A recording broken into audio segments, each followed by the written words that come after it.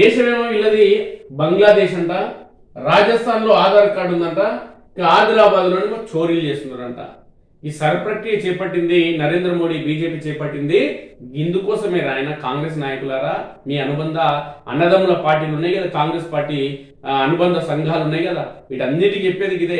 ప్రక్రియ వల్ల ఏమవుతుందంటే విదేశీయులు మొత్తం ఇక్కడ నుంచి పోవాల్సి వస్తుంది. అమెరికాలో చదువుకున్న వాళ్ళు అక్కడ ఉద్యోగాలు చేయాలంటేనే లక్షల కోట్ల రూపాయలు డిమాండ్ చేస్తున్న ట్రంప్ గారు, పని చేయాలంటేనే, వాళ్ళ దేశానికి పోవాలంటేనే. కానీ మన దేశంలో మాత్రం ఇది ఒక అన్నసత్రం అయిపోయింది, ఇది ఒక ఫ్రీ సంఘ సేవ కార్యక్రమం లేక ఈ ప్రాంతం అయిపోయింది. ఎవడన్నా రావచ్చు, ఎవడన్నా పోవచ్చు, బంగ్లాదేశ్ రావచ్చు, పాకిస్తాన్ రావచ్చు, అట్లా అయిపోయింది కథ.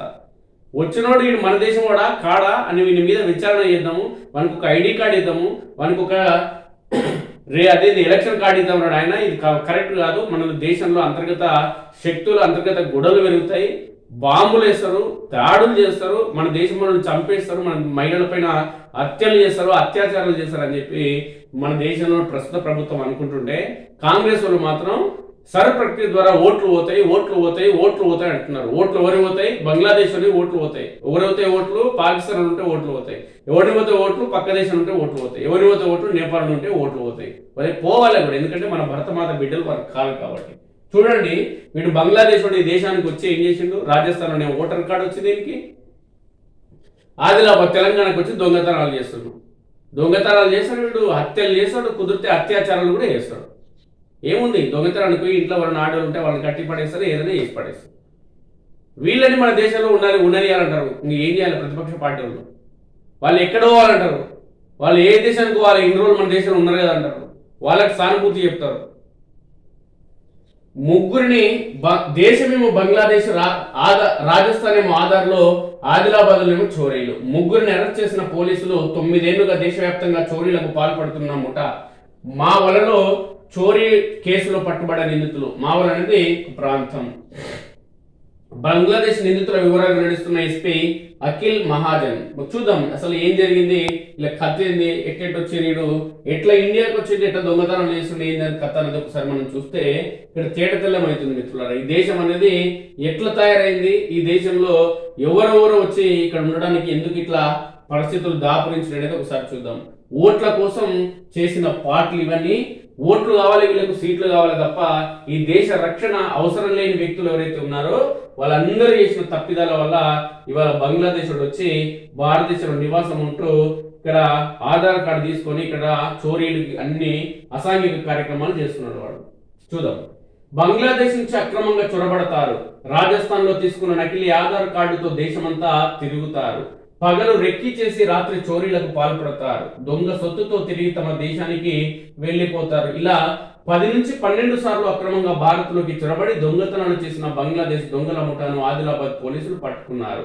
2 రోజుల కింద మావల ప్రాంతంలోని కైలాస్ నగర్ కాలనీలో జరిగిన దొంగతనం కేసులో బంగ్లాదేశ్ కు సంబంధించినటువంటి చెందిన మహమ్మద్ జౌనీ అలీ, మహమ్మద్ రుమాన్ అలీ, భోపాల్ చెందిన తరుణ్ సింగ్ ను సోమవారం పోలీసులు అరెస్ట్ చేశారు. ఆదిలాబాద్ జిల్లా ఎస్పీ అఖిల్ మహాజన్ మీడియాకు వివరాలు వెల్లడించారు. బంగ్లాదేశ్ కు చెందిన నిందితులు అక్రమంగా దేశంలోకి చొరబడి జైపూర్ లో ఉంటున్నట్లు ఫేక్ ఆధార్ కార్డు తీసుకున్నారు. 9 ఏళ్లుగా రాజస్థాన్, ఒడిశా, కర్ణాటక, ఛత్తీస్గఢ్, మధ్యప్రదేశ్, మహారాష్ట్ర, తెలంగాణ తదితర రాష్ట్రాల్లో తిరుగుతూ ద్విచక్ర వాహనాలు, ఇండ్ల తాళాలు పగలగొట్టి చోరీలకు పాల్పడుతున్నారు. జూలై 11న బంగ్లాదేశ్ నుంచి భారతదేశంలోకి ప్రవేశించిన అనంతరం తన సహచరులతో కలిసి బైక్ పై మధ్యప్రదేశ్, మహారాష్ట్ర మీదుగా ఆదిలాబాద్ చేరుకొని మావల పోలీస్ స్టేషన్ పరిధిలో కైలాష్ నగర్ లో చోరీకి పాల్పడ్డారు. నిందితులు పగటిపూట కుక్కర్లు, గ్రైండర్లు విక్రయిస్తున్నట్లు నటిస్తూ కాలనీలో సంచరించి రెక్కి నిర్వహించి రాత్రి వేళలో తాళాలు పగలగొట్టి చోరీలకు పాల్పడుతున్నారని ఎస్పీ చెప్పారు.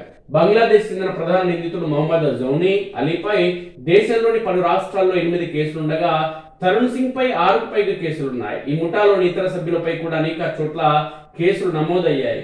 అరెస్టు చేసిన నిందితుల నుంచి 73.05 గ్రాముల బంగారం, ఆదిలాబాద్ కేసుకు సంబంధించి 50.75 గ్రాములు, నాగ్పూర్ కేసుకు సంబంధించి 22.30 గ్రాములు, 151.30 గ్రాములు వెండి, 4,270 రూపాయల నగదు, 5 ఐఫోన్లు, 2 సామ్సంగ్ మొబైల్లు, ఇక ఒక యాపిల్ ఐపాడ్ బైక్ ను స్వాధీనం చేసుకున్నట్లు ఎస్పీ తెలిపారు. వాటి మొత్తం విలువ 8 లక్షలకు పైగా ఉంటుందని పేర్కొన్నారు.